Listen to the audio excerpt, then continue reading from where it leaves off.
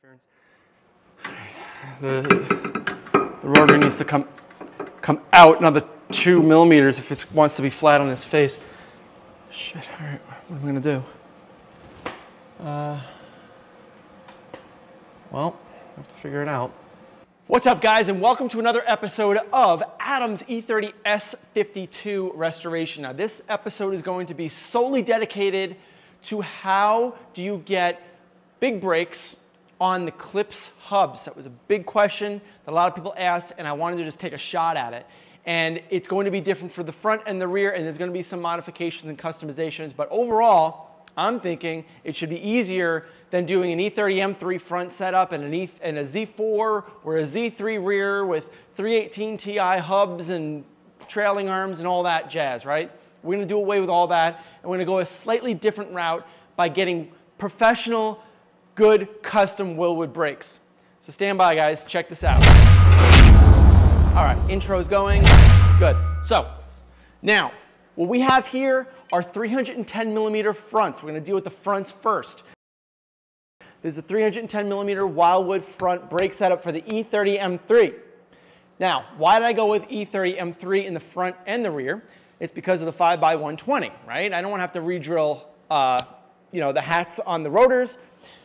And in this case, I don't have to, which is good. The problem is that I have an interference because of the depth of the rotor hat. It interferes directly with the tie rod.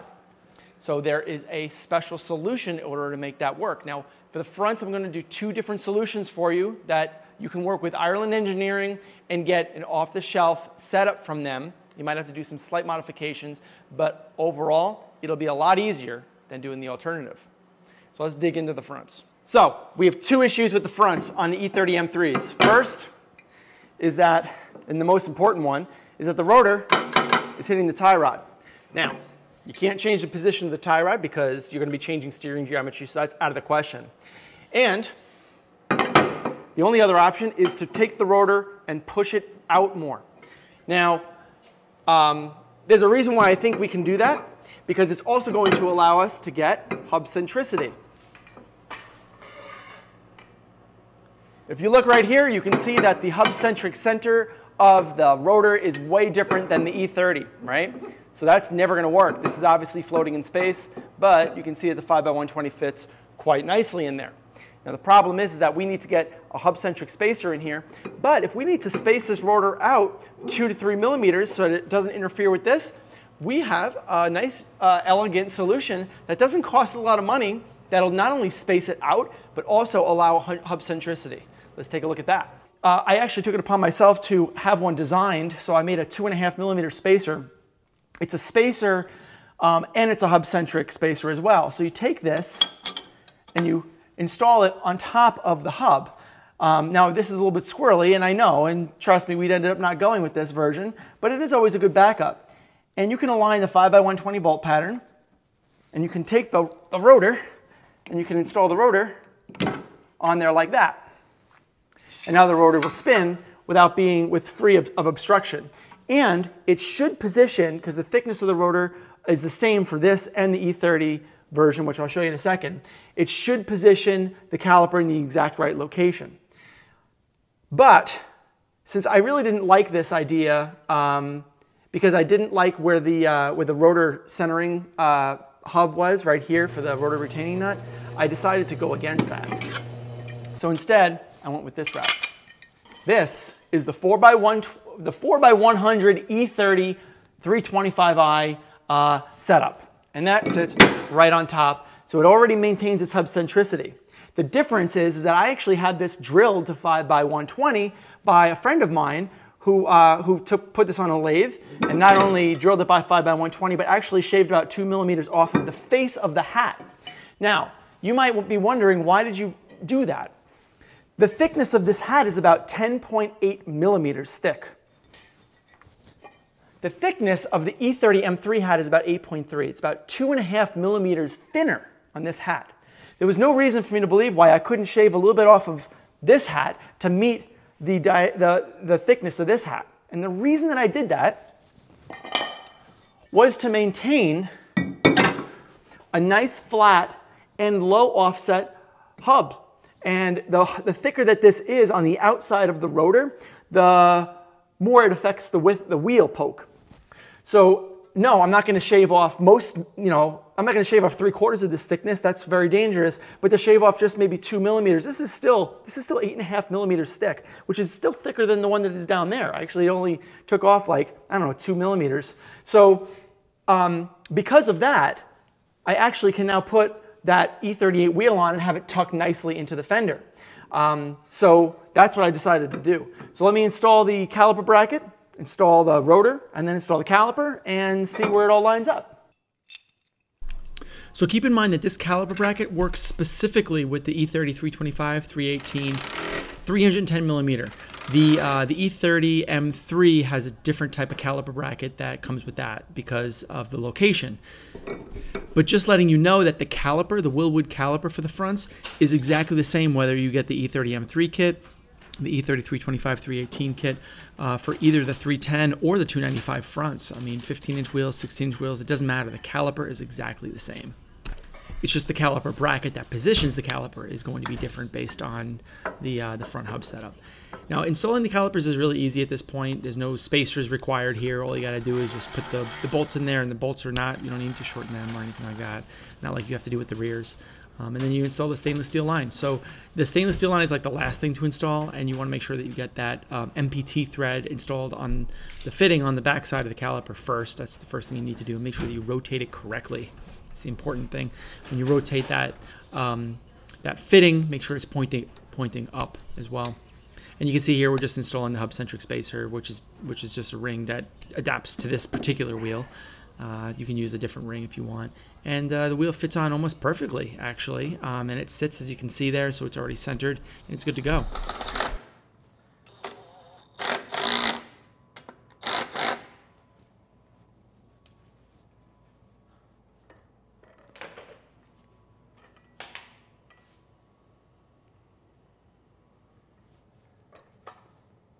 So now let's talk actual application of these brakes. Remember, we've got the E30 M3 rear rotors, which are already drilled to 5x120, and that matches with this 5x120 bolt pattern. The Hubcentric diameter does not match up, however. If I put this in backwards, you'll see it does not match up. Now, the parking brake shoes actually have a pretty good tendency to even this out, so you don't necessarily have to Hubcentric space it, but I will anyway because it's important. So I created my own out of UMHW, and I used a lathe in order to make the outer diameter of the Hubcentric spacer the same as the inner diameter of the rotor, and the inner diameter of the Hubcentric spacer to be the same diameter as the hub outer diameter, with a little bit of a step lip inside so that it can fit right over that. If I put this right on top,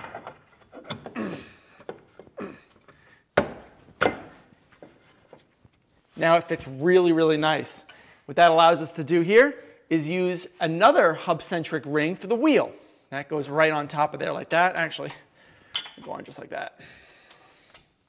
Now this, the aluminum ring, is specific to whatever wheel you want to use. So either you make your own or you can just buy them on eBay, because the wheel sizes and this 57.1 Hubcentric hub is very, very common. In this case, we're going to be using 72.56 millimeters on the outside to put the wheel on. And the wheel will end up sitting right on that. But now you might be asking, what about the rotor retaining nut? So what I did was I plasma cut a, was this like a 1/8-inch steel 4x100, 5x120 template. And it also has a rotor retaining nut hole that centers this in its actual location. So I've actually drilled one and I offset it. The actual hole location is a 9mm initial drill with an 11mm offset to allow the head of the rotor retaining nut to sink in.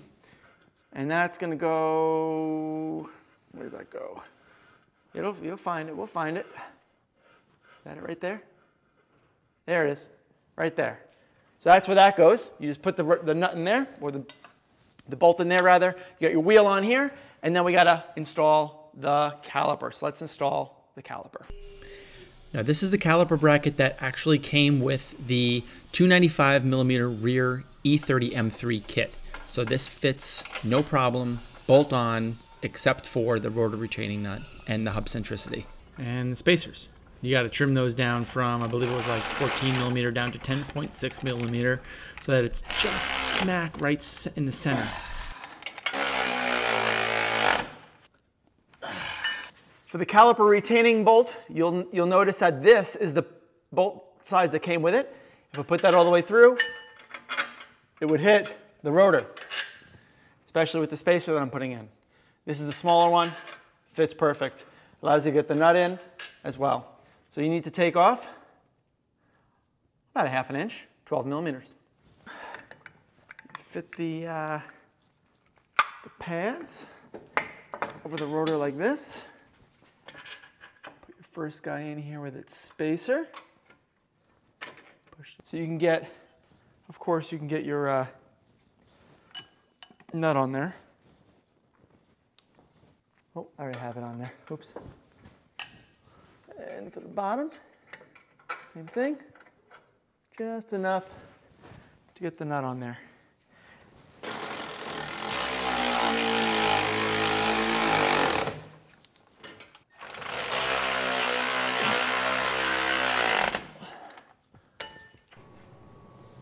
So why 10.6 millimeters on the spacers? Well, I devised that based on trial and error, and I figured out that the center of the caliper is exactly centered to the rotor with the 10.6 millimeter spacers, as you can see right there.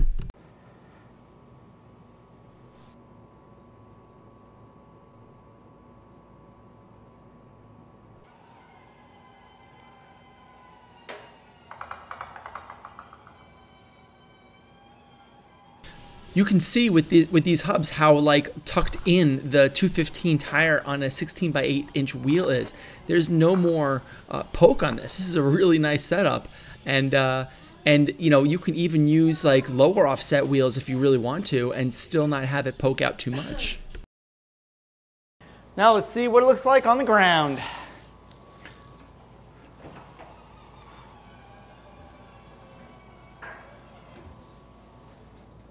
Check them. Okay, shocks look good. Springs are good. It's a little high. I can bring that down a little bit.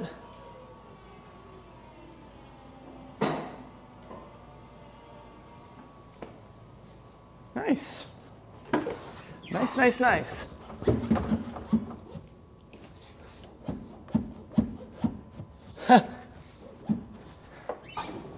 That upper shock bolt still needs to be tightened. Ah, looking good. Looking good.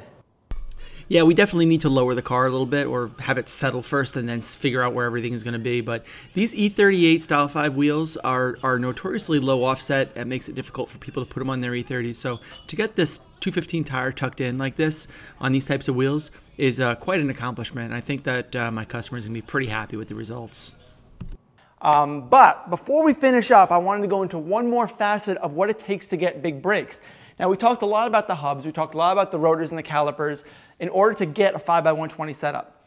Now, a lot of you might already know this, but some of you might not. And when you upgrade your calipers, what you're going to need to also do is upgrade your master cylinder.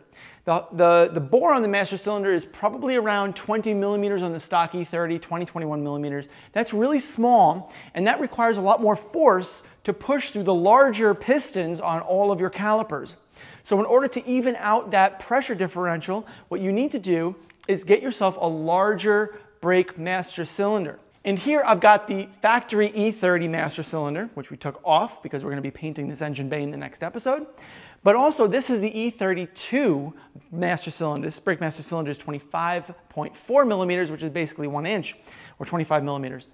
And this is literally a direct bolt-on to the E30 brake booster, and it gives you a larger bore. So hooking this up, the brake lines are in the exact same location. The throat of the actual master cylinder is the same. It'll make the same contact at the same time. So your pedal will be pushing and making the braking force at the same time as the old one. And you can even reuse your E30 master cylinder reservoir that fits at the same exact location on top of these rubber grommets.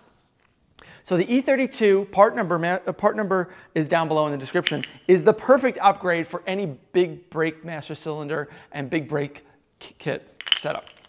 Whatever. So guys, thanks a lot for watching. I hope you guys got something out of this. Yes, there's some modifications, but what this offers is a low offset dual bolt pattern setup for the E30 using M3 rear brakes and using E30 front brakes. Bit of a hokey setup, but it works. And I can't wait to drive it and see how this thing feels. Guys, my name is Frank Macaluso from Garageaholic. Thanks for watching and keep in touch.